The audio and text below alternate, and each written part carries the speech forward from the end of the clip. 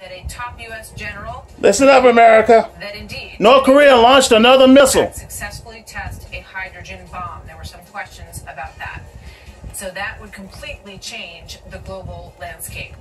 Joining me now by phone, Harry Kazianis, who is the Director of Defense Studies at the Center for the National Interest and is a just in. And I'm just getting myself together. Security issues involving North Korea. Harry, good to have you back on the program tonight. What are your thoughts on this news? Well, Martha, regrettably, this was inevitable. I had a feeling the North Koreans were going to test the missile and test it quite soon.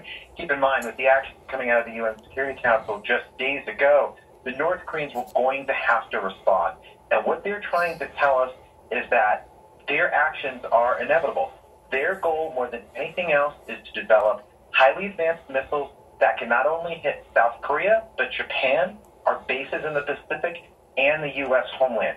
This test is another provocation and only proves to the Trump administration that we have to take the gloves off, that the sanctions that were put in place just a few days ago were not enough. We have to go further, Martha.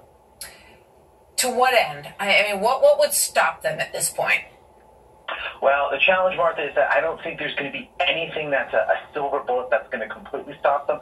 But what we need to do is take away as much of the resources that North Korea is using to build these weapons.